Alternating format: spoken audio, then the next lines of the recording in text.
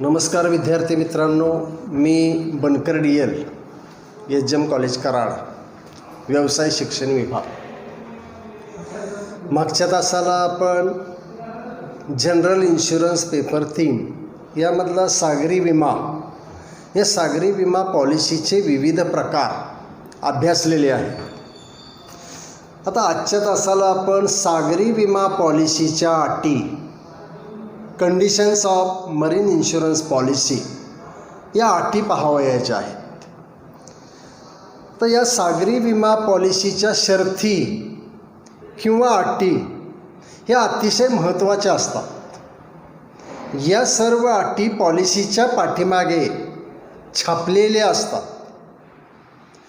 या अटी विमा करार करणाऱ्या दोन्हीही पक्षावर बंधनकारक अशा असतात.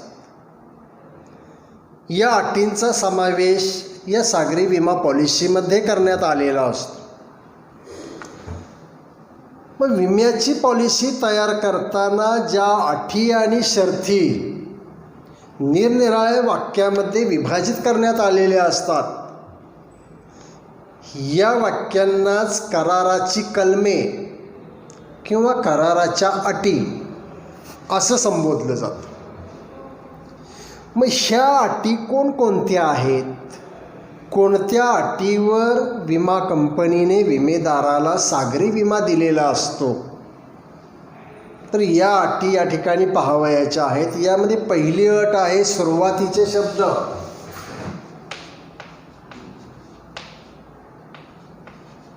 सुरुवातीचे शब्द. आता ही जी अट सागरी विम्यामध्ये घालण्यात आलेली असते, या अटीप्रमाणे सागरी विमा पॉलिसी तयार केली जात असताना सुरुवातीला काही ठराविक शब्द लिहिलेले असतात. ते शब्द सर्वसाधारणपणे बी इट नोन दॅट असे असतात. परंतु हे शब्द कायद्याप्रमाणे पॉलिसीवर लिहिले पाहिजेतच असंही काही नाही. हे शब्द लिहिलेले असतात, परंतु जरी लिहिले गेले नसले तरी ते शब्द पाहिजेतच कायद्याप्रमाणे असं काही नाही. त्यामुळे हे सुरुवातीचे शब्द म्हणजे बी it non that, KNOWN, non, B it non that असे सुरुवातीचे शब्द या ठिकाणी या पॉलिसीमध्ये लिहिलेले असतात.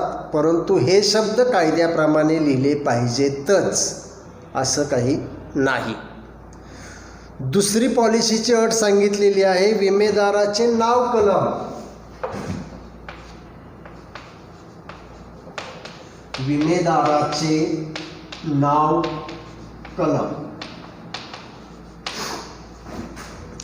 आता विमेदाराचे नाव कलम या अटीनुसार वरील अटीप्रमाणे सुरुवातीचे शब्द लिहिल्यानंतर त्याच्या पुढे विमेदाराचे नाव किंवा विमेदाराच्या वतीने ज्या व्यक्तीने विमा उतरविलेला आहे त्या व्यक्तीचे नाव लिहिण्यात येत असते.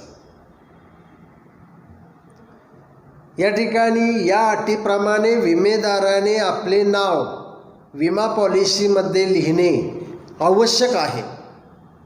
जर या ठिकाणी विमा घेताना विमेदारांची संख्या जास्त असेल किंवा एकापेक्षा जास्त विमेदार असतील तर त्या सर्वांची नावे या पॉलिसीवर लिहिणं आवश्यक आहे किंवा या सर्वांच्या नावाचा उल्लेख विमा पॉलिसीवर करणं आवश्यक आहे. तिसरी पॉलिसीची कंडिशन सांगितलेली आहे अभिहस्तांकन कलम.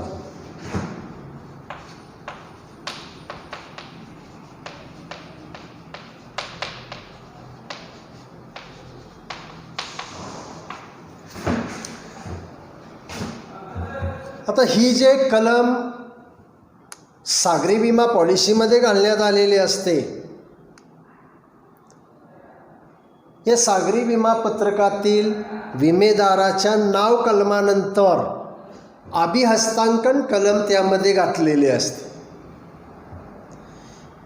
हे जे अभिहस्तांकन कलम आहे या कलमानुसार सागरी विमापत्रकाचे कोणालाही हस्तांतर करण्याची मुभा या अटीनुसार मिळत असते.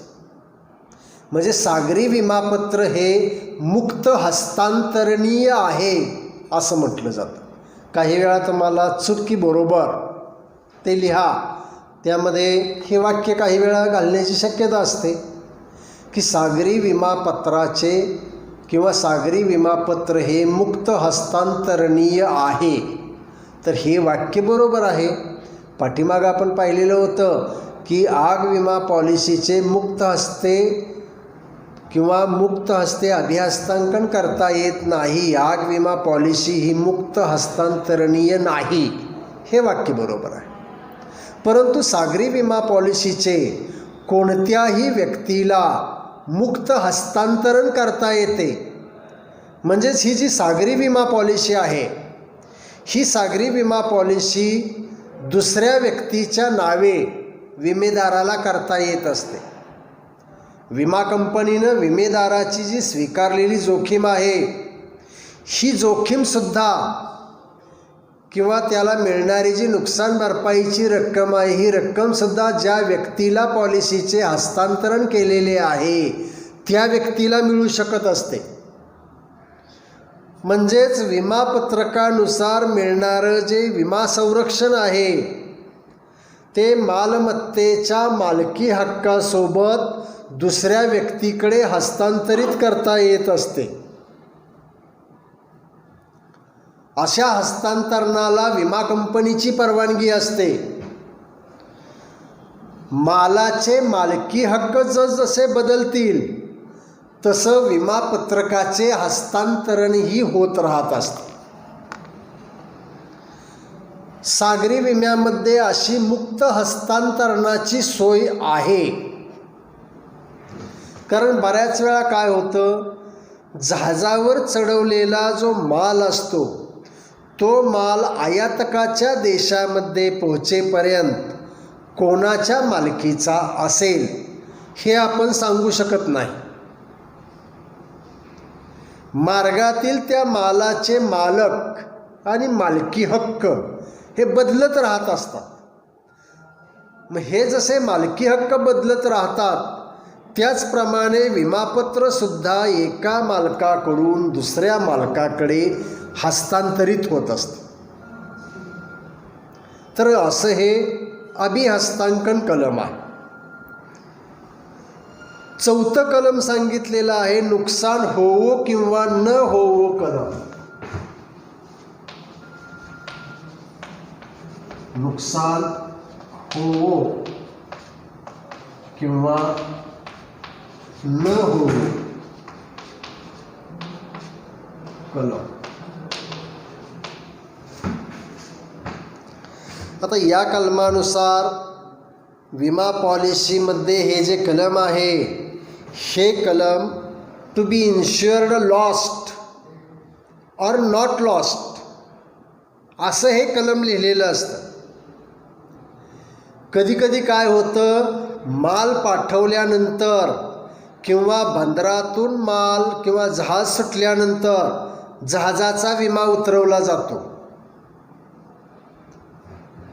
मग अशा वेळी विमा कंपनी आणि विमेदार दोघांनाही त्या जहाजाच्या स्थितीचे अजिबात ज्ञान नसते. मग या कलमाद्वारे विमा वस्तूस विमा उतरविण्यापूर्वी जर नुकसान झालेलं असेल तर त्याची नुकसान भरपाई विमा कंपनी या कलमानुसार करत असते. बऱ्याच वेळा जहाजाने माल पाठवला जातो आणि त्यानंतर विमेदार विमा कंपनीकडे त्या मालाचा विमा उतरवित असतो. मग असा विमा घेतला जात असताना त्या जहाजाची विमा घेताना स्थिती काय आहे हे विमेदारालाही माहीत नसते आणि विमा कंपनीलाही माहीत नसते. मग अशा वेळी जर विमा घेण्याच्या अगोदरच मालाचं जर काही नुकसान झालेलं असेल तर असं झालेलं नुकसान या कलमानुसार विमा कंपनी विमेदाराला भरून देत असते. जर विमेदाराला आपले मालाचे नुकसान झालेले आहे हे जर माहीत असेल आणि असं माहीत असून देखील त्याने विमा कंपनीकडे त्याचा विमा उतरवला तर असा करार हा बेकायदेशीर होत असतो. परंतु विमेदाराला नुकसान झालेलं माहीतच नाही आणि विमेदाराने विमा कंपनीकडे विमा घेतला तर असं झालेलं नुकसान या कलमानुसार विमा कंपनी विमेदाराला भरून देत असते. त्यासाठी नुकसान होवो किंवा न होवो हे कलम देखील सागरी विमा पॉलिसीमध्ये घालण्यात आलेले असते. 5वं कलम सांगितलेलं आहे पासून व पर्यंत कलम. पासून व पर्यंत कलम. आता हे जे पासून व पर्यंत कलम आहे या कलमानुसार जहाज कोणत्या बंदरामधून निघेल आणि जहाजाचा प्रवास कोणत्या बंदरामध्ये थांबेल याबाबतची माहिती देण्यात आलेली असते. जर विमा पॉलिसीमध्ये केवळ पासून असं कलम घातलेलं असेल तर विमा कंपनीची जबाबदारी जहाजाने बंदर सोडल्यापासून सुरू होत असते.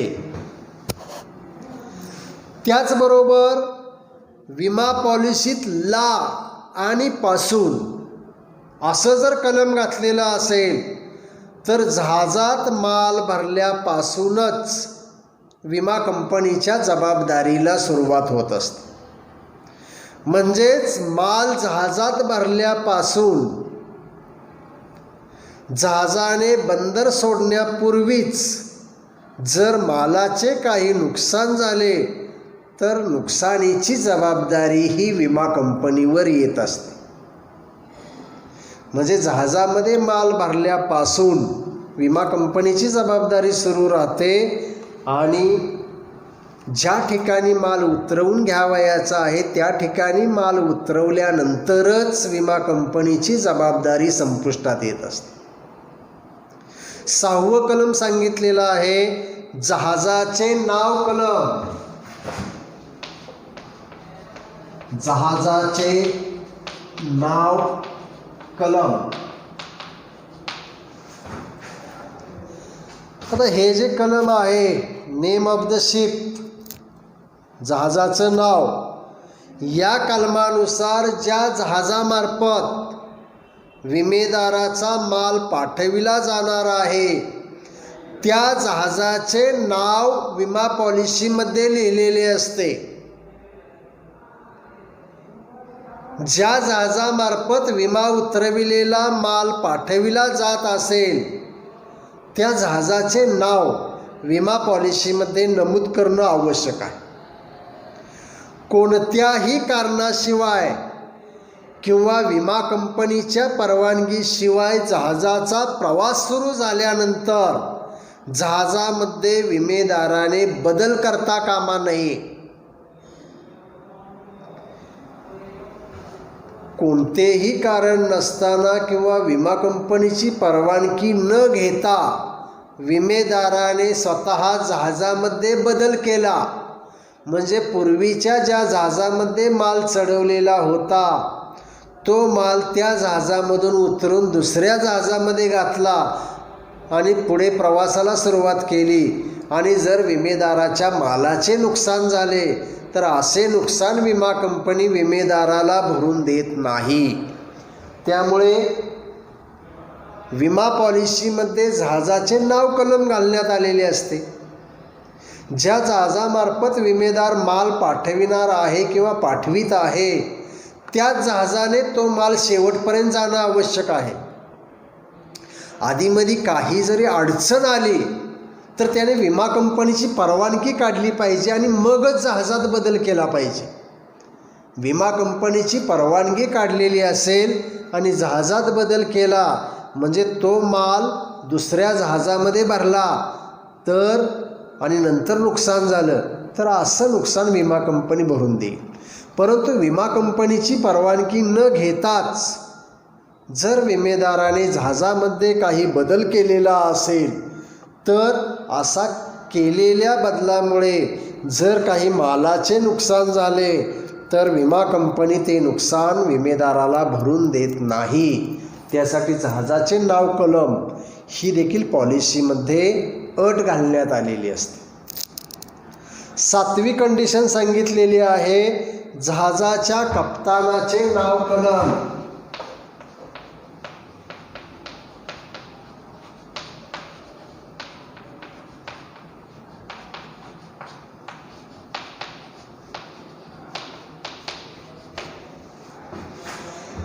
आता जहाजाच्या कप्तानाचे नाव कलम जे आहे, या कलमानुसार विमा पॉलिसीमध्ये जहाजाच्या कप्तानाचे नाव लिहिण्यात आलेले असते.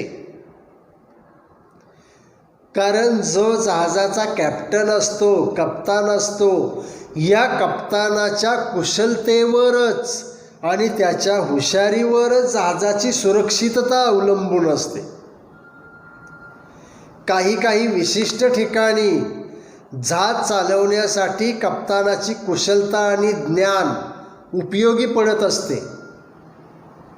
या ठिकाणी विमा कंपनीच्या परवानगीशिवाय दुसऱ्या कप्तानाकडे जहाज चालवण्यासाठी दिलं जाऊ नये किंवा दिलं जाऊ शकत नाही.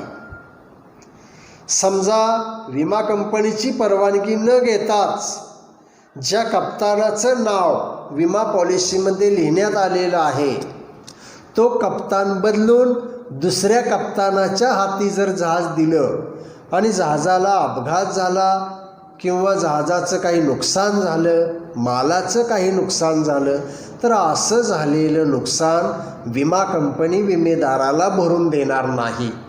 त्यामुळे ज्या व्यक्तीचं नाव कप्तान म्हणून विमा पॉलिसीमध्ये देण्यात आलेलं आहे त्याच कप्तानाने ते जहाज चालविणं आवश्यक आहे. यासाठी हे कलम विमा पॉलिसीमध्ये घालण्यात आलेलं असतं.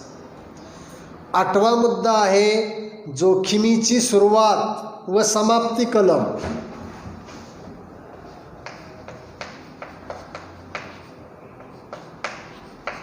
जोखमीची सुरुवात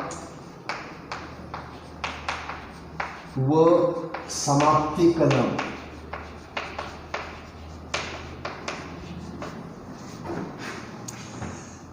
आता या ठिकाणी हे जे कलम सागरी विम्यामध्ये घातलेलं असतं, या कलमानुसार विमा पॉलिसीमध्ये विमा कंपनीची जोखीम केव्हा सुरू होणार आहे आणि केव्हा संपणार आहे याचा उल्लेख करण्यात येत असतो.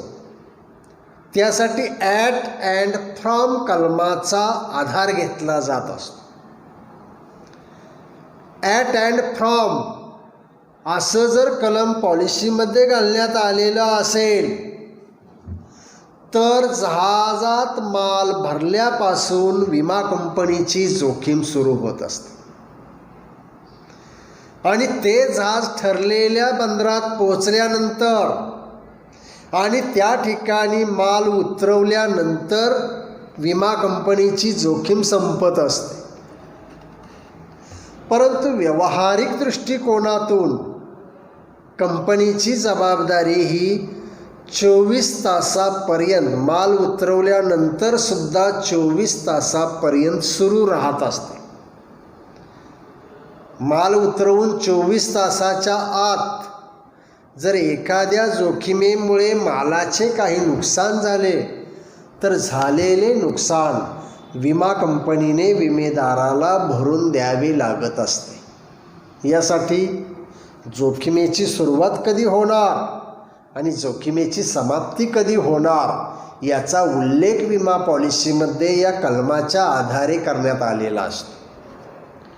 9वं कलम सांगितलेलं आहे स्पर्श आणि थांबणे कलम.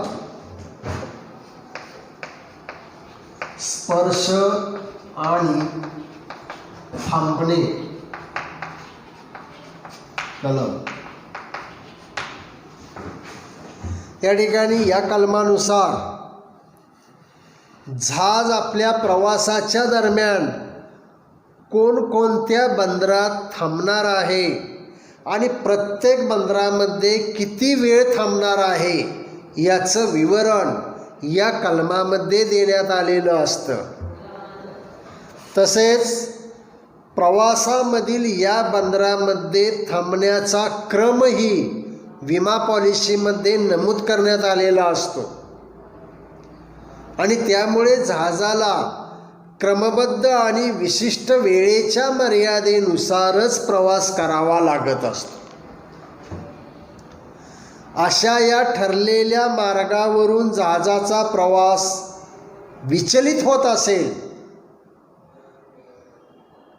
आणि असं विचलित प्रवास केल्यामुळे ठरलेल्या मार्गाने न जाता दुसऱ्याच मार्गाने जहाज नेलं विमेदारानं किंवा कप्तानानं आणि त्यामुळे जर मालाचं नुकसान झालं तर झालेलं नुकसान भरून देण्यासाठी विमा कंपनी जबाबदार असणार नाही. या कलमानुसार काही नियमांचे पालन करावे लागत असते.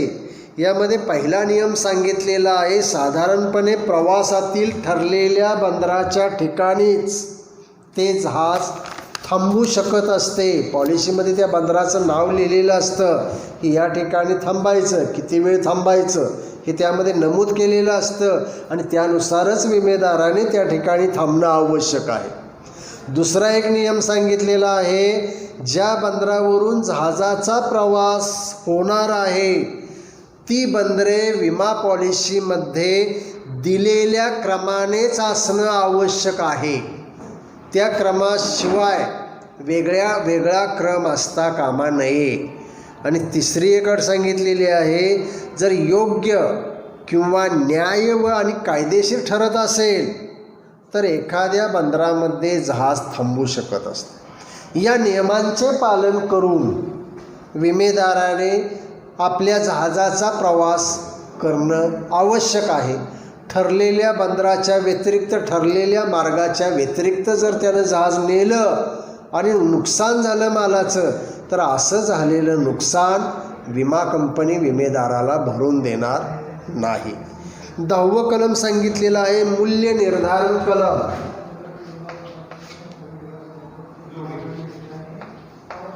मूल्य निर्धारण कलम. आता या ठिकाणी या कलमानुसार विमा उतरवलेल्या वस्तूचं मूल्य विमा पॉलिसीमध्ये लिहावं लागत असतं. त्याने ज्या मालाचा विमा घेतलेला आहे त्या मालाचं मूल्य किती आहे ते मूल्य पॉलिसीमध्ये नमूद करणं आवश्यक आहे. या पॉलिसीसाठी हे कलम लागू होत असतं.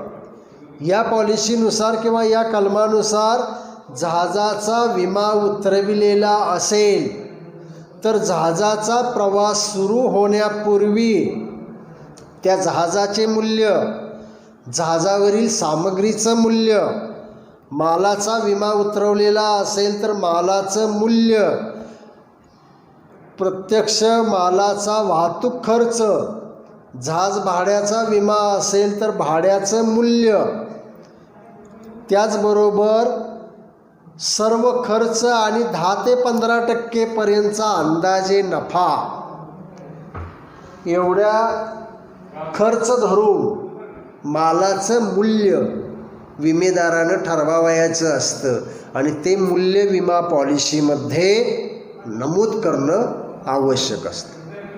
11वं कलम आहे गुदाम ते गुदाम कलम.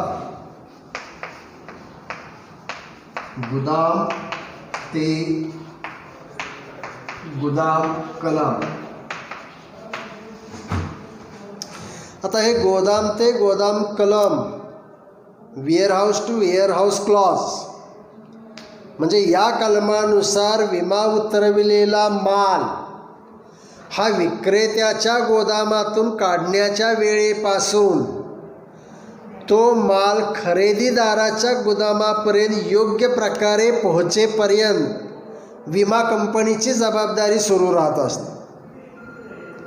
जो विक्रेता आहे त्या विक्रेत्याने आपल्या गोदामामधून माल काढून वाहनात भरल्यापासून ते खरेदी ज्याने माल केलेला आहे त्याच्या गोदामापर्यंत तो माल उतरवून घेईपर्यंत विमा कंपनीची जबाबदारी राहत असते.